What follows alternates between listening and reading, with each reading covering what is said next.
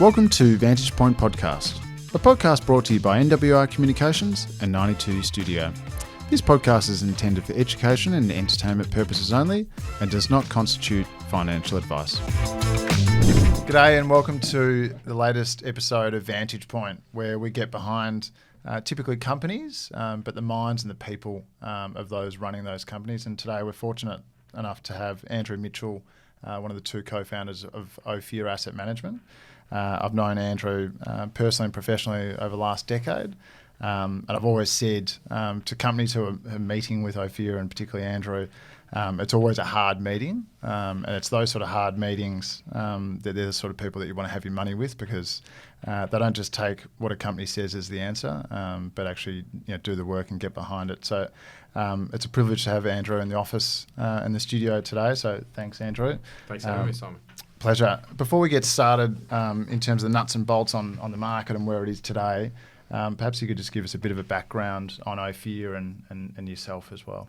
Yeah, so I started as an economist, actually. So I was an economist at Federal Treasury in Canberra, and it was a great learning experience, like having to write briefings and question time briefings and minutes up to the then Treasurer Peter Costello, and I worked on international economies. But I realised that the real game, after reading a newspaper a lot, was not really the economics, it was markets. And so I moved to Sydney and ended up working at Paradise Investment Management and became a portfolio manager there of a fund.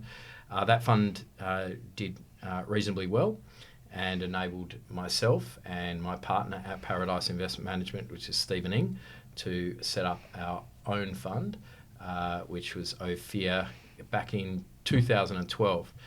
And so the real premise behind Ophir was what we'd learnt at our time being fund managers previously is you don't want to be greedy. You don't want to have too much funds under management because that really hurts your performance.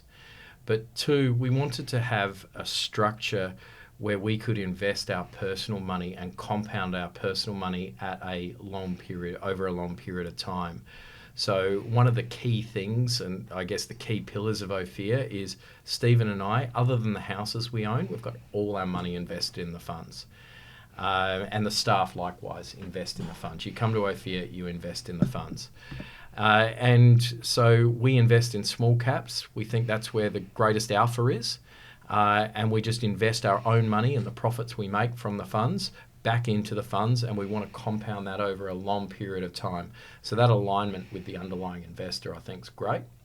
And we've been going about our way doing this now for the last 12 years at Ophir, and obviously we've generated some great returns for investors. And that's probably where we are to today. Perfect, thanks for that. And just obviously you talk about putting your own money in the fund. That's obviously been fruitful, but if you could just talk through what are the different strategies that Ophir is running today. Yeah, we are small cap investors. We think that is where the greatest alpha is. So in terms of our funds, we have the Australian Small Cap Fund. That is the Ophir Opportunities Fund that's been running for 11 to 12 years now, since 2012. That's done 20% per annum returns as we speak over the last, as I said, 11, 12 years. The next fund, and I think that fund's the best performing fund in Australia when you look at it versus FE Fund Info, the fund manager survey, over that period of time. And was actually last year, I think, the second best small cap fund. It did something like 25% returns. That's our flagship fund. The next fund is the Australian High Conviction Fund. Now, this is a mid cap and small cap fund. So there's a 50% overlap between that, roughly, between that original fund. Now, this is listed on the ASX. It trades under ticker OPH. And that's a high-performing mid-cap fund. I think it's the best-performing mid-cap fund in Australia since it was started about 6, 7, 8 years ago. Don't quote me on that. I'd have to check the data, but it's certainly right up there anyway. The next fund we did is the Global Opportunities Fund. This is a global small cap fund. It's been going for plus 5 years now. And that is, since its inception, the best performing global small cap fund. It's going through a more challenging time as we speak and has underperformed over the last 12 months. We can talk about that a bit later. And then our final fund is the Global High Conviction Fund. Much the same in Australia, how you've got a fund that sort of blends in some bigger stocks into the portfolio. This Global High Conviction Fund, again, has got I think it's actually a 70-80% overlap with the Global Opportunities Fund. It's got more of a weighting to the bigger stocks that are in that global fund. Now, when I talk about global, to us, this is the global developed world. So think about it, the US, which is 2/3 of our benchmark and portfolio, UK, Western Europe, and Japan, but we don't own any Japanese stocks, but that is in the index that we look at. So it's a global small cap fund, but it's the developed Western world. Now, I spoke at the start about getting behind the people and understanding what drives a business, or in your case, a fund manager, or a business at the end of the day. But just in terms of relating back to startup phase, leaving your former employer in Paradise, starting your own fund with Stephen.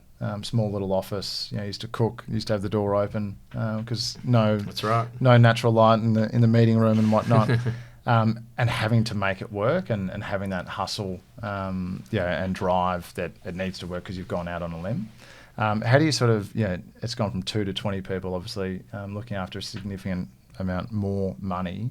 How do you keep the the motivation and hunger, and how does that sort of differ day to day to 10 years ago? I think you've hit the nail on the head. When we started the business, it was Stephen and I. So we only had to motivate ourselves, and you internally generate that, and it has that startup mentality. But as the business gets bigger, you've got 18, however many staff we have.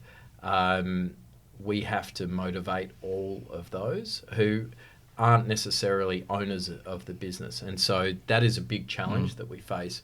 We try to obviously set remuneration structures that make them feel that they're motivated and if they do well, that they can achieve. But really it's setting by example, or setting the example by how we behave that we want people to see. So the first 2 people in the office are Stephen and myself.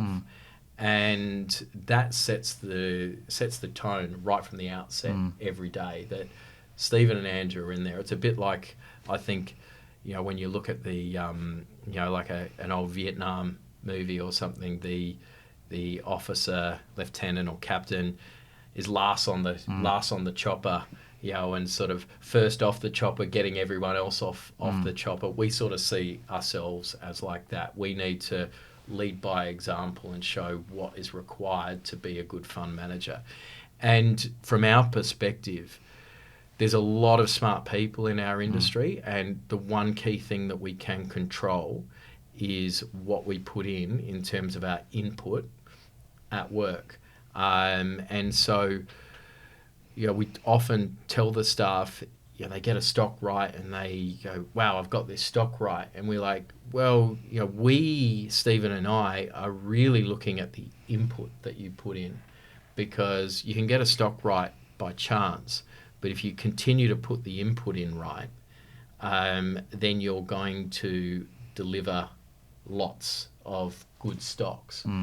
And so, we lead by example and follow that. And so I've also got this great analogy. So Walter Isaacson, he did the Steve Jobs biography, and he asked Steve Jobs, what was the greatest product you ever developed in your career?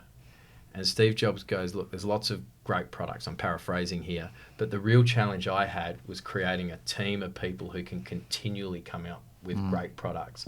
And so you're right. When we started, it was just Stephen and I coming up with those products. Now we're about motivating the team, leading by example. So we've got a whole team that can continue to come up with great investment ideas that we can act on as a fund. And I think I've seen that firsthand, again, over a number of years, and not just with yourself, but other team members within Ophir that, as an investor relations professional, we have companies that meet with different funds, and you get all sorts of different sort of preparedness, I sort of call it. So you'll have a fund that comes in who just has done no work at all, to a fund like Ophir that basically has looked at it back to front, has the key questions to go through, and I always companies always comment about it that it's almost like a sign of respect, that they're taking up their time to meet with you. That it's nice to have had the compliment that you've done the work. So I think that's common courtesy, right? Like at the end of the day, we're fund managers. We're these incredibly privileged people that get to do this job that's so exciting, that I would really do for peanuts, and we get paid very well to do it. But then you have these companies, and a CEO might be in charge of 1,000 staff members, but it's a low margin product, but they are literally controlling, how this company performs will determine 1,000 families, how well their family is going to be putting food on the table and the likes. And then they put that time aside for us. We need to respect that. And if we're not doing the work and being prepared for that meeting because, this company, it's too small, doesn't matter, or we're just too busy, it's really wasting their time where they can be driving the share price and really doing what's important. So it's a privilege to be in front of them. And I wouldn't just say it's, obviously we do it because we want to make the most of the meeting, but I think it's actually a sign of respect that you do that. I think it's one of those things, what comes around goes around as well. But it's always refreshing to see. One of the other things that I wanted to ask, and I've sort of got my view on, I probably mentioned it or intimated it before, but how would you define what you'd call sort of the Ophir way? How does that sort of look, whether it's as a team member or otherwise? I don't know if I've had this question before, but I certainly talk to the staff about this. I think if people were to describe us, if they were to be flies on the wall and see Ophir in action, they would say there's a level of intensity that's right up there. As I said, those inputs that we can control, we work hard. And then if they were to say, are they the smartest guys in the industry? No, they wouldn't say that. Stephen, my business partner, is very intelligent, but we're not hiring people who got full marks in year 12 and top university. We're more looking for the person who's worked really hard, hasn't had everything in life and has worked really hard to get where they are, and just loves investing. And that person, we find, is the one that will achieve the most at Ophir. So I guess that is the Ophir way. And I think and again, I've seen it sort of firsthand, where you basically put someone who can perform and into the sort of Ophir engine, so to speak. And you start early. You work hard and work harder than most fund managers, and obviously it's a testament to the results of the performance of the fund since its inception. Thank you. Alrighty. Can you just talk to us about investment philosophy and approach when it comes to selecting small cap stocks, and probably just to start off, I hear every fund at the moment talking about small micro caps have never been cheaper. It's the place to be. No one's buying them, and they just keep on getting cheaper and cheaper. What's your sort of current view on the sort of small cap market, and what's the sort of instigator for that to change? Well, the instigator is interest rate cuts, and first of all, interest rate stability. We've got a base view at Ophir that we're going to see a US recession at the end of calendar quarter one of 24 or quarter two. So that's sort of around that February to May period. We could be off a few months, but we're thinking that's coming. And when that comes, there'll be interest rate cuts. And looking previously at different cycles, when that interest rate cuts comes through, or when the Fed starts talking about interest rate cuts, market runs. Get ready. And the reason why you shouldn't be so confident about the current, the rally and sort of this up and down motion that we've seen the bottom, or at least we're in a bull market now, is because we don't have market breadth, i.e., and this is what you're really talking about, Simon. We're not seeing micro caps do well. We're not seeing the small caps do well. We're seeing large caps, especially in the US, outperform small caps. We're seeing the larger small caps do a lot better in the US than the medium and smaller size small caps. You don't have the market breadth. And what you see in a bull market or the start of a new bull market is participation right across the market cap spectrum and across different sectors. So when this occurs, as I said, look for a recession to occur. The market has never bottomed before a recession before. So it generally bottoms during the recession, and that's because the Fed, RBA cuts rates. So, and then you're off, and small caps lead. So you don't just see the Russell or the XSO, the Australian Small Ordinaries, performing in line with the S&P 500 or the ASX 100. You see them outperform. Likewise, you'll see the micros do really well as well, and we're not seeing that now. So when that happens, giddy up. The thing is, my experience as I was investing during the GFC was it happens when really pessimism is at its absolute peak. You don't expect it, and it happens so fast that if you're not already there, you really struggle. And I'll give you an example. I was trying to buy a company called Automotive Holdings. It's now a part of AP Eagers, but a large auto business in Australia, auto retailer. It had been absolutely smoked in the GFC. I'd done the work and I was like, bang, March 9, I'm going to start buying this stock. It coincidentally was the bottom of the market. And it was up like, someone can go back and check this, but it was up like 5-10% day one, and it was up, and I'm like, I'm not buying it today. It's up 8-9%. I bought probably 20,000 shares. I'll get it tomorrow when it comes back 4 or 5%. The next day it's up another 8%. And I'm like, well, that's crazy. I'm not going to pay for it up here. And there was someone else buying it, and I was always just behind them, just waiting for the pullback to get the stock. Next minute, the stock's up 50%, 75%. Significantly, and I've got no stock. So unless I was there, I didn't participate. But what we did do was we bought TPG at 23 cents, and we were there. It was 5% of our fund, and that took off. But we had to be there. Now, we bought that in February when things were at its absolute worst, and the world was going to blow up, and the question was not our company's going to go broke. It's how many, what percentage of the ASX 300 is going to go broke. That's when you have to be invested and be making those. So to anyone who says, micro caps have never been cheaper, but I'm not going to buy them yet, my view, we're looking at actually buying a micro cap today. Like it will be one of the smaller companies in our portfolio. And we're going to average down. We're not going to. We think that the market bottom and that these will go lower, but we cannot afford to not be there. And it's likewise from Stephen and I, how we're personally investing.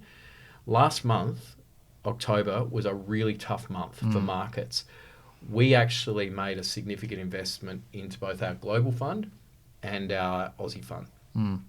And the reason was because we want to be averaging down when the market's coming off like this. Now, we think that the market's going to go lower than this, but if we're wrong, there's a bigger risk that we're not there than now because of the risk reward. Trying to chase the exact bottom. And everyone wants to pick the eye out of the bottom, but the reality is it happens so fast that unless you're there, you really struggle to get the confidence to buy when a stock's up 25% in 2-3 days to be like, buy me $10 million of that company, because you just remember the news headlines are still really bad when this happens.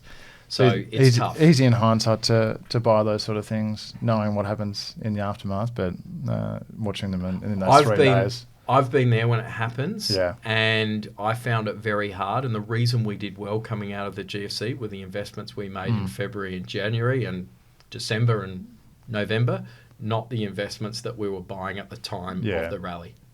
Because I suppose what you're sort of saying is you've got to position and not be a maniac in terms of going full long and averaging down into this period, so that you're actually positioned for when eventually it does rally. And the other thing that we do is we know the companies that we want to own when the market rallies. Yeah. So rather than going from zero thinking that we're just going when the market rallies, right, we're going to buy it. The reality is we're not going to have done the work if we're like that. We want to have an investment. So these micro caps that you talk of, we have a small bit of our small cap portfolio, like 10%, which is sub 300 mil market cap.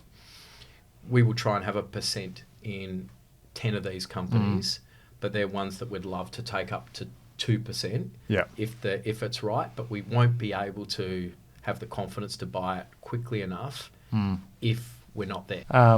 So just in terms of the different strategies of Ophir, how important is liquidity, particularly in this market at the moment? Liquidity is very important when you're wrong and you need to get out, right? And the reality is that a lot of companies, assuming we go into recession, are going to get caught out, i.e., it's, what is it? I think it's Charlie Munger or Warren Buffett, one of them, who says you find out who's swimming naked when the tide goes out. So the best fund managers get it right 60% of the time. So that means if we are one of the best fund managers, we're going to get it wrong 40% of the time. So you want to get the liquidity to be able to get out. So you measure liquidity with your confidence on the company, and also the time, as I said, who's swimming naked. So it's very important at this period of time, but at the same time, when the risk reward is so much in your favor on these micro caps, you don't want to just not be there and think that you can just magically buy the stock at the right time.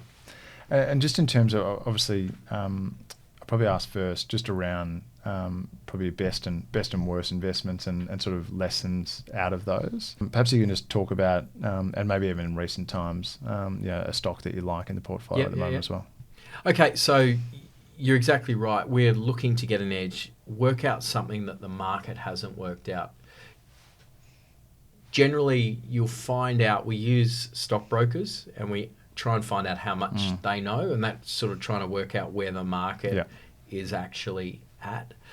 And then when you've got the edge, you try and triangulate it, strengthen it. If you find another thing that's supporting your thesis and another, you get more confident, and then you can have a higher weight. And when we look at our history of our performance, what's driven it has been the higher weights, getting those ones right. So I guess the couple of stocks we're most famous for are A2 Milk and Afterpay. And I'll take you through Afterpay, how we got the edge and made significant money, because we bought this business right after it IPO'd, like, in the $1, $2, $3 level, like somewhere right back there. And we sold when it got taken out. Now, we were selling it all the way, but what gave us the confidence? Because with Afterpay, I've heard that many people who owned Afterpay, but there's very little that I know of who owned it the whole way. And the thing about Afterpay is everyone owned it. It's the question, like, did you sell it? And so you need to have that confidence. So with what we were doing with Afterpay was, and I guess there were a couple of things. The first investment we made was we went and spoke to an unlisted retailer who was using it just after the IPO. They had actually taken stock in the IPO. And we asked them about Afterpay, and they said they were saying it's absolutely fantastic. It's driving their online sales, and they knew another couple of retailers, and they said it was driving their online retail sales, and they've actually taken some in the IPO. So that was enough for us to make our initial investment. We then used data to basically monitor how well it's going, and we tried to really avoid the newspaper headlines and really focus on the data to drive our investment decision. Because when stocks go up a lot, the market wants to hate it. It's the Australian tall poppy syndrome. Exactly. And when you say headlines, you mean like in terms of regulatory scrutiny and that sort of stuff? All that stuff. Yeah. But there was a lot of negative headlines. I can't remember all of it, yeah. but people wanted to hate it. Yeah. And it was always, there were times when Afterpay was the most shorted stock Yeah. on the ASX. $10 or something was the most shorted stock on the ASX and got taken out at 120. So the next time we made a lot of money out of Afterpay, as I said, as it went up, we kept selling it as it went up. But the next time we actually bought a significant amount was actually after the stock halved. Now, it halved because of regulatory issues in Australia. But we went, at the same time this was happening, they had gone over to the US and they just launched in the US. And the discussion that we were having was, who cares about Australia if the US is successful? So if it comes under the consumer credit code, okay, that's going to be bad in Australia. But if the US takes 10 off, 20 times bigger, that's going to be a sideshow, Australia. So we went and we had meetings with unlisted players that were using Afterpay. And we found them because we were, who's using Afterpay in the US? And we went and spoke to them, and it was just like that first company, the unlisted retailer in Australia, that told us it was doing so well. The one in the US said to us, Afterpay is killing it for us. It's driving sales, it's driving the basket size, and we're getting less returns. This is really actually driving our whole business at the moment. And we went, this is Australia 2.0 here. On steroids, yeah. Let's go again. And we heard that from a couple of retailers. So I remember we bought $30-40 million worth of stock after it had halved from $20 to $12 or 23 to 12. And the market couldn't sell us the stock fast enough because they were reading the Australian headlines. Yeah. And I think the stock actually probably went a little bit lower, but we knew that we'd done the work. We'd gone over to the US, we'd met these people, and then eventually the news filtered in that the US was a huge success, and then it took off, and the rest is history. The reality is you're not going to make money, we don't think, well, not the Ophir way anyway, sitting behind a screen reacting to newspaper headlines and ASX stock market announcements, because that's all in the market, and there's everyone a else lot is doing of the smart same people there already. Well, one of the things that I've sort of been reflecting on of late is, particularly, the market's pretty shitty, obviously, at the moment. Brokers, not doing that many deals. There's no IPOs coming through. There's not any new companies to do the work on. Corporate access has never been, better, as far as I'm concerned, in terms of brokers showing in companies that they don't even cover. Webinars, digital, all the rest of it post-COVID. How hard is it now to get an edge versus everyone else who's getting the same sort of access? Once upon a time, you'd have to get on a plane, and it was a real edge to go to US and that sort of stuff. How do you sort of look at that now? You just got to work harder, or look, we do Zooms Yeah. and we do webinars, but I still think nothing beats face to face. So I'm down with you here today, Simon, in Melbourne, because we're doing face to face meetings. So nothing beats the face to face. Looking at the body language, and looking at the whites of the eyes of the CEO. So anyone who wants to do the Zooms, and that's how they do it now, they don't have to travel. Well, I think it's better than a phone call, but it's still not great. Yeah. It's still not the best in class if someone's willing to do the work, which we are. It does make it harder, though, that people are getting better. They're not doing phone calls that they would have before. They're doing Zooms. So we have to get better ourselves. And I know the start time, as I said before, from Stephen and I, it's got earlier. It can't really get any earlier than it is now. Not when you've got kids. Because, as well. exactly. Well, maybe it does get earlier as they wake up earlier in the morning. But we have to just continually evolve and put pressure on ourselves to get better and better and better, because the market is becoming more efficient each year. Probably mindful of time, but I think one of the sort of interesting things that I'd like to hear, and I haven't given a heads up on this one, but where do you sort of see, or where do you want Ophir to be, in sort of 10 years' time? Look, and sort of also mindful of, you talk about, constraints of money as well, and not wanting to be too big. Is it more funds? Is it, keeping it tight? How do you sort of look at that? From our perspective, we don't want to be the biggest house on the street. There's nothing that's exciting to us about managing huge amounts of money. In fact, that just to me sounds like more headaches. Yeah. We want to be known as the best, fund managers around, and we're not going to get there by being smarter than people, as I said. Yeah. But we want people to say, hey, I trusted the Ophir guys. We went through hard times, and we have been through hard times before. And as I said, in global, we're going through one right now. But I stuck by them, and I've been rewarded. And it's interesting you say this, Simon, because we're interviewing for someone in our support team, a young sort of 2 years out of graduating from uni person. And I was asking them, what do you think a funds management business is about? And they say, it's managing generally. One guy actually gave a really good answer. But they say, it's about managing money and trying to make the most money possible. And I was like, no, the reality is that, that's the answer everyone gives. But the reality is we've got investors from $10,000 to $50, $100 million. But by and large, everyone who's invested, what they have invested with us is a huge amount of money for them. It's all relative, yeah. And our job is to give them something in 10, 20 years' time, which enables them to afford something that they wouldn't have before, gives them peace of mind, retirement, more, be able to go on holidays, all those sort of things. But with that comes the trust. And so we need to basically be a firm that people can trust so they do not pull their money out at the wrong time.